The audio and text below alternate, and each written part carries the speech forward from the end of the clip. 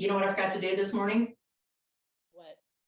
I forgot to look up how to pronounce your name and how to say good morning in Swedish, because I believe your husband is Swedish. So Liljenberg, Liljenberg, Liljenberg, which I mean the Swedish pronunciation would be Liljenberg. Liljenberg, yeah. So because I can do the Swedish chef from the Muppets. Oh, the boy, the boy, the boy.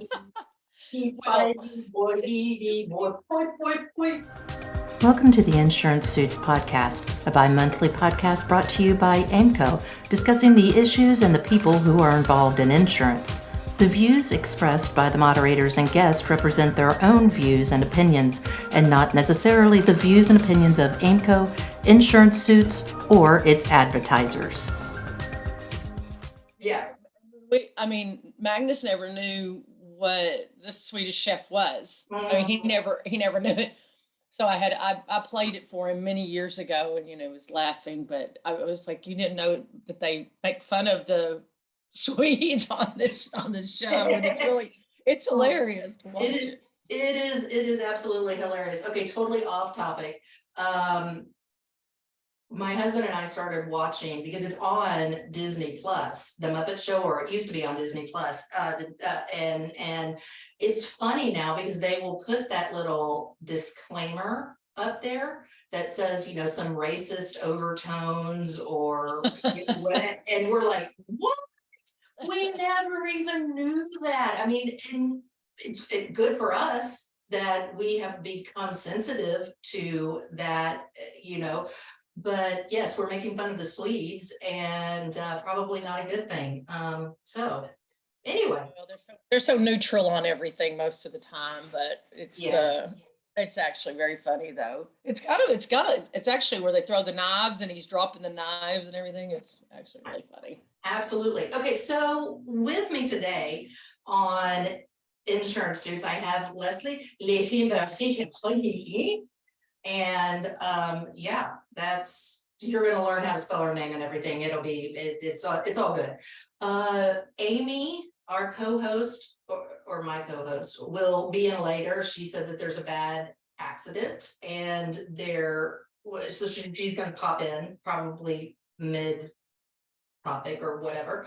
However, Lezlee, tell us a little bit about yourself. What is your specialty? I know you used to be a real estate agent. Is that correct? Well, I actually was a real estate agent when I came out of college. I was a commercial real estate agent and broker, and working for primarily, Coldwell Banker commercial real estate's where I started, and then eventually became a contract negotiator for a couple of companies. One was MCI, which is now defunct. But I hope that I didn't cause that. I'm sure I didn't. But then contract negotiations for TXU and Reliant when Texas went deregulated with electricity.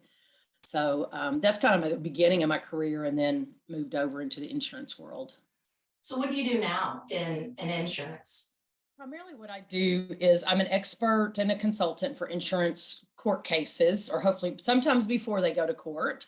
And I also do insurance archaeology, which is insurance analysis. We go back in time and look back, around 1986 when pollution exclusions began to be a big change in the industry.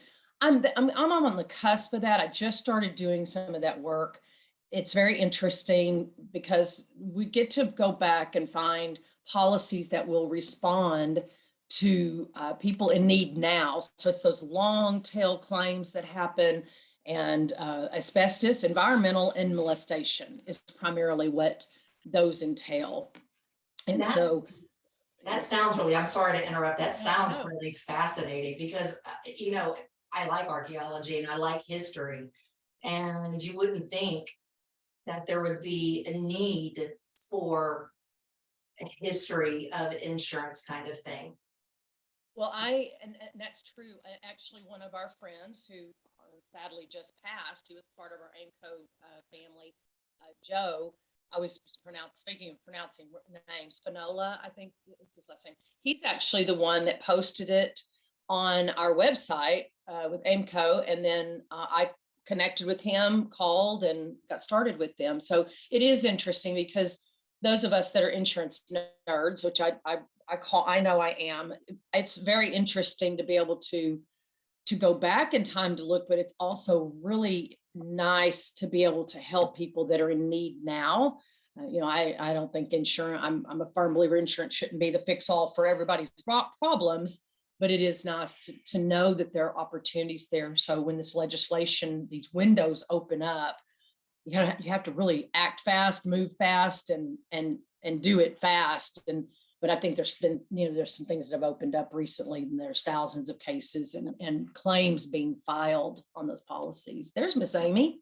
Well, I was going to say, speaking of insurance nerds, I guess the crash has cleared up and you were able to get into the office. Now, Amy, you are an attorney. Did you throw out your business card for the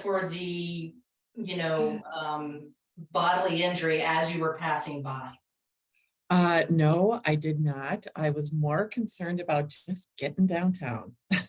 I feel that this is a missed opportunity. And, this is one of the reasons why you and I started the AIMCO Insurance Suits podcast, is that we kind of want to help the AIMCO people, publicize themselves, market themselves. So lesson learned, obviously, for you. You just need to start tossing out your business cards at an accident site. Yeah, but then they'd know who it was that cut them off. The accident. Oops. You fled the scene. Oh, yeah. no. Yeah. So I apologize for being late, ladies, but I'm super glad to see you. Hi, Lezlee. Hey, how are you doing? Good. So what's on the topics today? Well, we had just finished talking about the Swedish chef. We talked about that. We talked about how she, what Leslie's specialty is, and insurance archaeology. We were just, wrapping that part up, which is absolutely fabulous. And our former member, he recently passed, Joe, and I call him Genfola is how I pronounce the last name.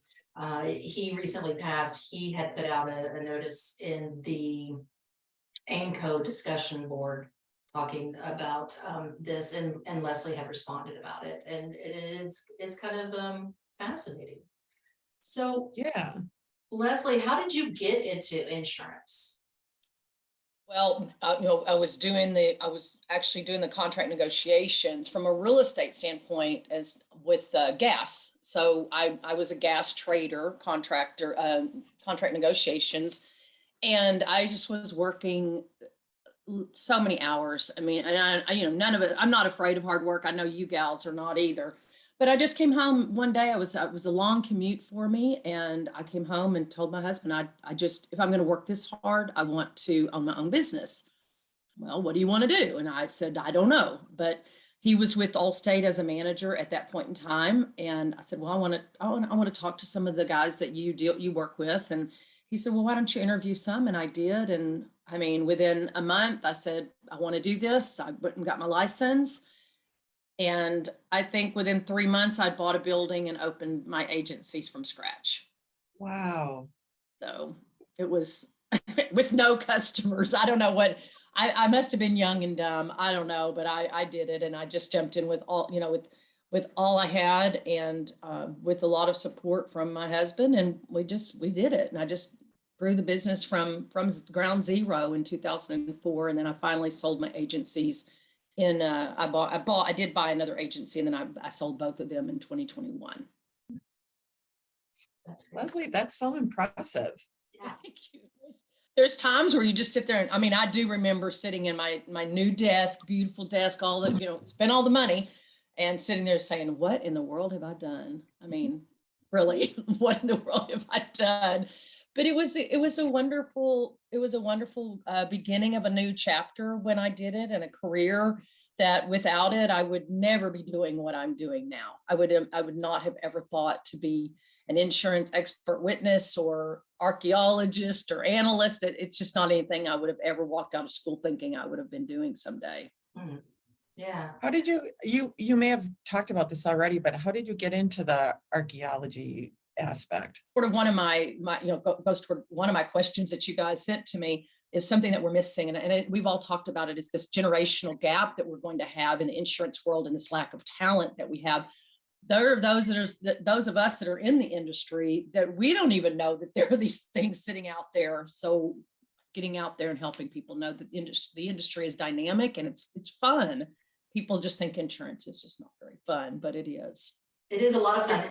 And one of the things that you mentioned is the generational gap, or the brain drain, as we call it. Nancy German, we interviewed her, and her podcast came out on November 15th. So people can go back and listen to that one. And she talks about that. This episode of Insurance Suits is sponsored by the American Association of Insurance Management Consultants, or AMCO, a nonprofit trade association comprised of insurance and risk professionals ranging from actuarial, underwriting, acquisition and transactions, and adjuster, agent, and broker standards of care. Find out more at www.aaimco.com. We always want to know is, what is something that people seem to misunderstand about your field of expertise, either as an expert witness, as a consultant, as an agent, when you were selling insurance, something to that effect? Well, I think I'll look at it from an insurance agent, because most of the time when I am working on court cases as an expert witness, the cases are about standard of care from an agency standpoint and bad faith, and have they done the right thing. So for me, I think the misunderstanding is that this fear of asking the pertinent questions and answering the pertinent questions. It is so important for people to communicate. And my biggest frustration as an agent was my employees and my licensed agents that did not want to ask about payroll. How much are you making? What is your business? And they always felt like they were invading someone's privacy. And that's so big, because from their standpoint, they don't want to ask those questions because someone's pushing back on them on the other side. And that's the consumer and the business owner or the homeowner. And that's one of my biggest pet peeves, is that people that don't want to answer the questions. And so okay, we're invading their privacy. I'm uncomfortable asking these questions. And then the consumer saying, why are you asking this? And there's a reason, because insurance is not cookie cutter. And that's a myth that I think most people think we're a cookie cutter, we're one size fits all. And that's just not the case. So my mantra in the office always was, you got to ask the tough questions, and Mr. Customer, you've got to answer them. And because if there's any in between, I don't want to be sued for it. I don't want somebody coming after me because I just refused to ask the questions because I was uncomfortable. So I think it's a really big problem that we have in the industry itself. And even more, I see it even more so as an expert witness, because those little bitty tiny questions they seem minute, but they're very important to get to the right risk and to help the carrier and the underwriters know what they're insuring. Well, don't you think too, Lezlee, when you were saying, they don't always want to ask the tough questions, but they're also asking the question of a customer. So wouldn't you want your customer to ultimately know that you're willing to ask the questions that are uncomfortable, because you're looking out for them? But even at the same time, to make sure the person asking those questions understands why they're asking the questions, so they can explain to the customer, here's the reason why I'm asking for it. We're actually looking out for you here. We need to get the right information to get you the right product. I'll tell you, I'm really glad you made the reference to cookie cutter, because as a lawyer, a lot of people think, even other attorneys think, you're a coverage lawyer. You just cut and paste and replace the names in your brief. The duty to defend is always going to be the same. Well, not necessarily. I love that reference to that. Do you think that's something that is common in the industry, or that cookie cutter mentality, or do you think it's more aligned with people on the outside of the industry looking in? Well, I think from the outside looking in, there's a thought, the myth of, oh, well, just go call your insurance agent and give them information, and they're going to come out with a quote. And they don't understand when you get down to, we'll look at a business standpoint, when you get down to looking at that payroll. Why do you need to know my payroll? Well, because we need to know how much risk is out there. What are these employees doing? And then to the flip side, I mean, if you look at it from a homeowner standpoint and you start asking, well, how many windows do you have? I mean, that was a big thing. We started asking, do you have bay windows? What kind of roof do you have? Do you have granite in your house? And people are like, well, wait a minute. Why are you asking about the inside of my house? Well, we're insuring that too. So I think from the outside looking in, that's one issue that we deal with, but the other is the interior of the agency. And that a big part of the problem there is we are trying to have people that, well, now they make $20 an hour, but in the day, a few years ago, pre-COVID, these people were making $14, $15 an hour. And we would talk with Allstate even about it. You're creating product lines that the smartest of the smart don't know what we're doing. You're trying to do all these sophisticated policies and do all these moving parts. Well, that's not the caliber of the typical agent that's working in an agency. And I don't mean to be demeaning. It's just, what can an agency afford? What can we pay? And then here's this person that we're going to hire that we can afford. Sometimes you get a dynamo, but for the most part, these guys are just kind of punching a clock, and they're not as interested in the survival and the fittest, making an agency be fit. And that is, that's really tough. But is it something we can change? I don't know, but a lot of that training comes internally. And I know, going through 18 years of it, trying to help my agents understand that their license was just as important as mine.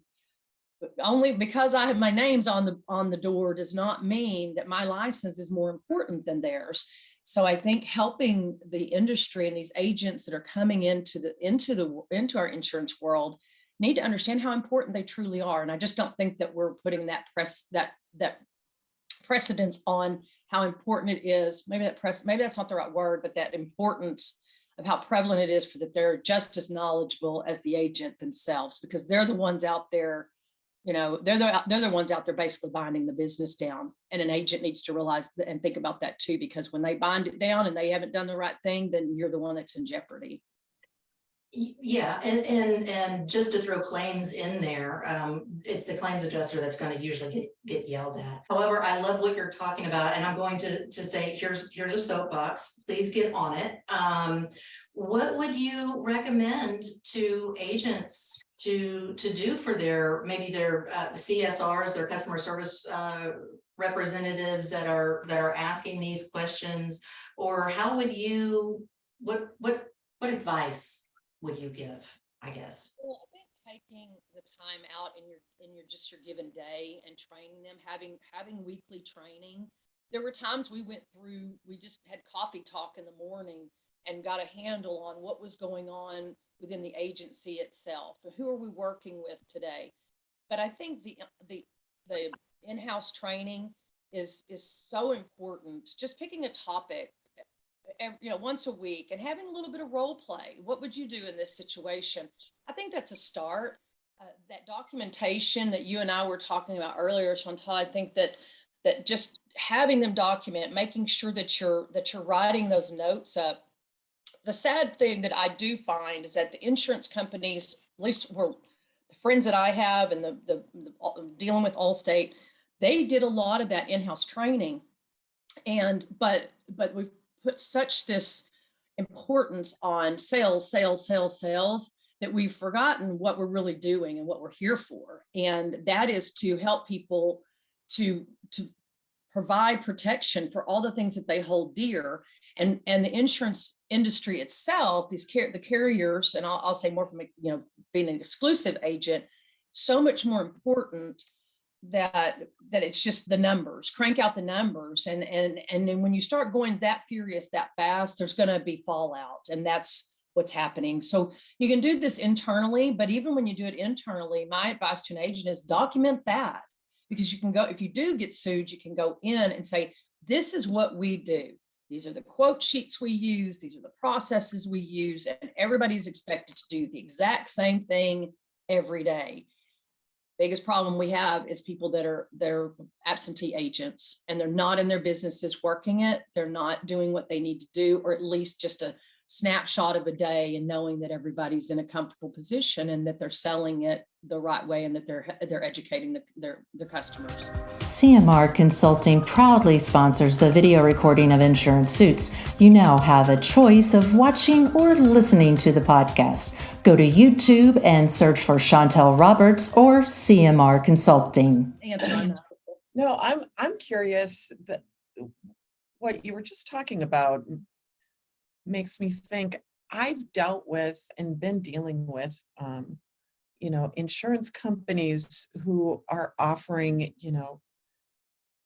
e-sign applications where they can simply go online. If they don't answer the questions right, they get booted off the process.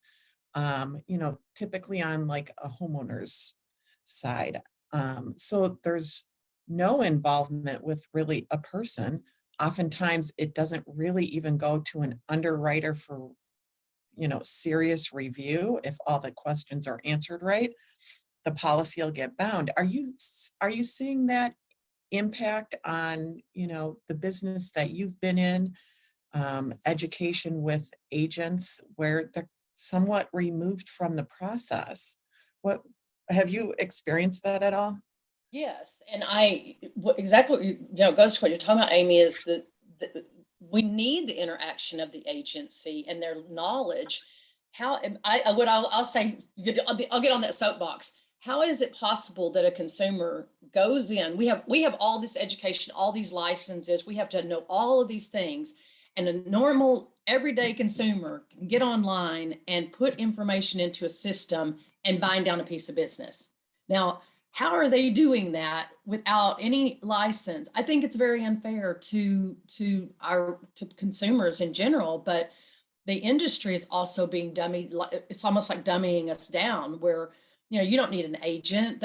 What good are they? And I think we're going to see a lot more lawsuits. And I don't think obviously the lawsuit's not going to go against the agent. It's going to be against the carriers, because they are not making sure that that they're helping people understand maybe a homeowner's policy or an auto policy, but so they get the bare minimums of the state, and then they have an accident and they come back and say, well, so-and-so carrier did not even bother to tell me that I needed to have more coverage, that I have all these assets, but I just got the bare minimums, and no one asked them a question about what they had to lose. Well, and I'm seeing it on a fraud level. On the homeowner side. I haven't seen it so much with the auto side, but on the homeowner side, you ask a question, you get booted out. You go back in and you answer it differently the next time, and you ultimately get a policy that, for me, I do a lot of arson investigations with the carrier, and I'm seeing that, even arson rings, they know which carriers are issuing policies without a lot of oversight. And I see that on a fraud level. I know that's kind of, you might not see it on the same level because the agent gets kind of taken out of the mix, but I think that's part of the checks and balances of getting a policy. I agree. And there are, not really through the computer portal, through those portals, I'm not seeing that much, but I am seeing people getting smarter. I like what you just said about they're learning what carriers we'll kick them out or not. And all they have to do is get on the portals and run through those quotes a few times to figure out how and what they need to say. Then, of course, those questions, we were talking about the interior of a home, they can build that replacement cost so high on a house and then file a fraudulent claim. And then who's to debate them? Nobody did an inspection, nobody looked at it. So I think to say in saving money, the carriers are really doing themselves and the consumers injustice long term, because this is going to come back. I mean, it goes back to what we're talking about. It's on all the tough questions. You've got to ask the tough questions, whether it's in a homeowner's policy or a business. You've got to know the basics and the truth. And we're not going to be able to go back to these consumers and say, well, you had a duty to read. That's not going to work. Yeah, and that brings up a really good question of, what duty does the agent have and what duty does the carrier have? Because if these people are going in and just, hitting, numbers or ticking off boxes or whatever, no one's asking them anything and they get booted out, which is the first I've heard about this. Maybe I'm too ethical for my own good, but when you get booted out, then maybe that carrier doesn't really have a market for that particular risk. Because I noticed when I was doing some speaking way back in the day to small businesses, I said, hey, have y'all talked to your agents about business income loss? And they're like, what is this? And I said, look, as a claims adjuster, this is what I see. When you have a total fire and you're out of work for 6 weeks while your building is being renovated or whatever, how are you going to supplement your income? How are you going to pay your mortgage, like pay your payroll so that you can pay your mortgage? Right, because you still have to pay the mortgage. And then they're going to, and I'm actually just was working on a case, and it's a homeowner's case, but at the same time, it's like you said, it's how this person thinks that the insurance company is going to pay their mortgage and their rental amount for the new place. No, whether this is a personal policy or this is a business policy, you still have to do your daily duties, and those things are not going to be taken care of by the insurance company. And we were talking about the misunderstandings that people have about insurance. And I think that a lot of it's, nobody wants to be told no. And I do understand that, but the agents, it goes back to education too. A lot of people internally in an office that might be binding down a commercial piece of business, they don't know what business interruption is. They don't even know what that business income is. So they seem minor, but if you're going to be selling the policy, you need to be able to help them understand that they need it. And I mean, we never wrote terrorism on a policy. People don't understand terrorism. It's not being invaded by another country. So I think just some of those little tweaky things too that may not seem important, but they are, and they can come catch up with you. But we're talking about the agent themselves, these carriers that really are not going in and helping their own agencies. And eventually you can't just have your hand out and have these agents paying all the bills, all their payroll, and then you're going to tell them, then you're not even going to give them any assistance. And I think that's what I began to see in as far as an exclusive agent. I didn't want to be a part of that anymore. I knew I didn't, because I literally physically, just to keep up and to keep my people employed, busy, and educated. Those are some tough areas, but it has to be done.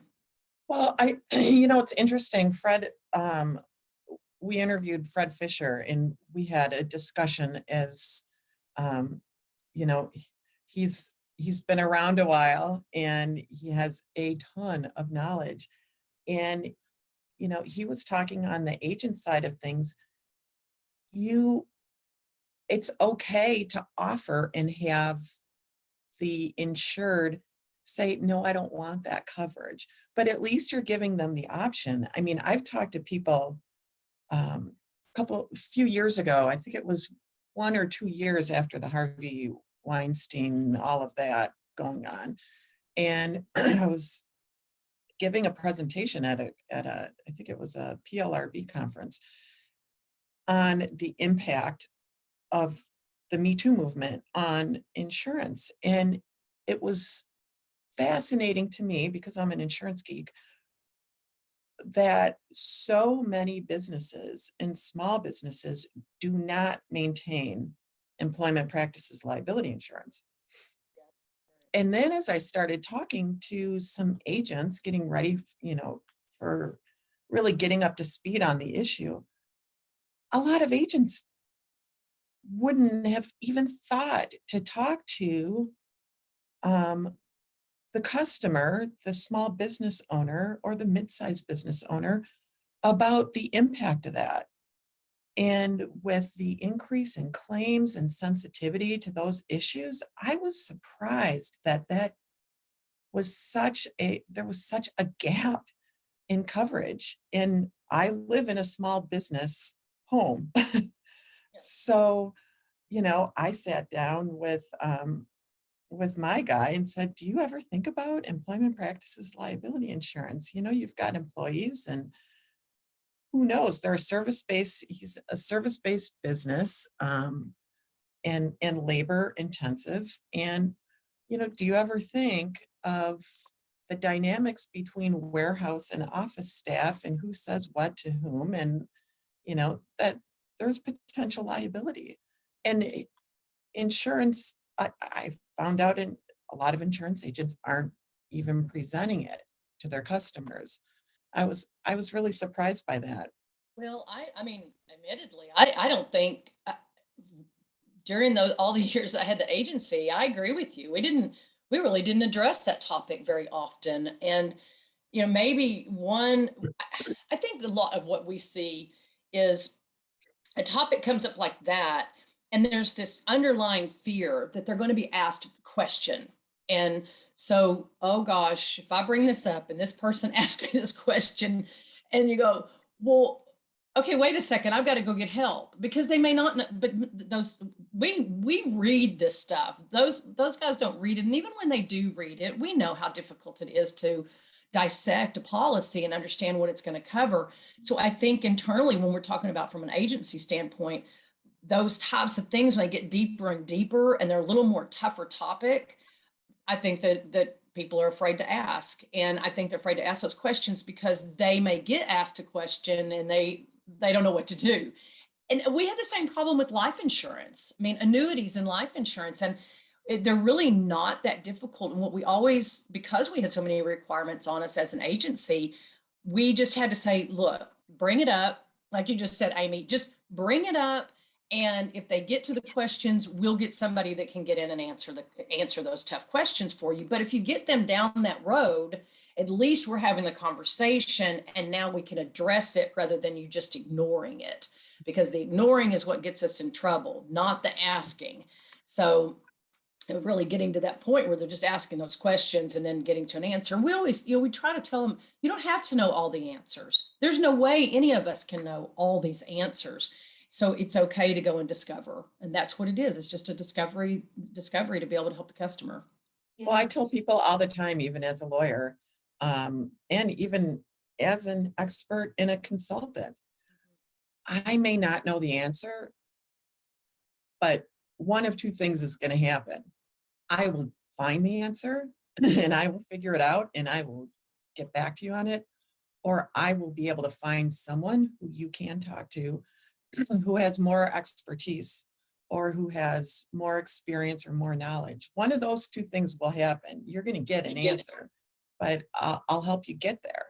Yeah, and I think that gets back to when we first started, and Amy, you weren't here yet when we were making fun of the Swedish Chef and the Muppet Show. When Lezlee and I had talked about, my husband and I were watching the Muppets on Disney Plus, and now there is sometimes a disclaimer that says, racial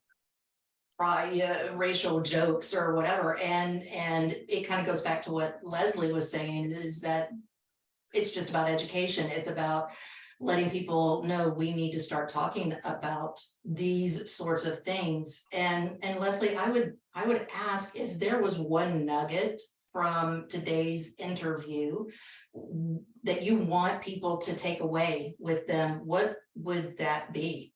The documentation. If you are with a company that provides some type of platform for your customer servicing, is to document it, because it's so important, and people just, it's even every little conversation that you have with someone is just document it, because most of those things are going to timestamp it. There's so many times where customers will come back and say, well, you never told me about this, or you never. Wow. I mean, it is powerful. And I know how many times I had customers come back and I'm like, they're going to go after my errors and omissions, and they're going to sue me. And it was so beautiful to be able to go back in and print off, and I could see where my agent had, here's where I had the conversation. And it's so nice to be able, not to be in their face, but be able to say, well, let's look at the conversations we had. That is a good feeling for an agent to be able to do that. It's not a good feeling when you do go in and you pull files, or you do something and you did not ask the pertinent questions. And that procurement, being able to procure a policy, and if you can't find it, if you can't do it, please go and tell the customer you can't get it. I mean, that's so important. And that's what I know you guys see these cases. That is a lot of what I see, is that lack of procurement. They couldn't get the policy. Tell them. So communication and documentation are two of the biggest nuggets that I can give to anybody. And of course, we're really talking more toward agents, and that's the group that I love, and I do feel for them, because sometimes you just got to stop and think. Where can people find you online? Contact you, phone number, obviously LinkedIn, maybe email address, website. LinkedIn, I'm on LinkedIn. I'm, as well as I have a Facebook page, but I don't really do a lot with that. But my website is Liljenberg Expert Witness. So it's LILJENBERG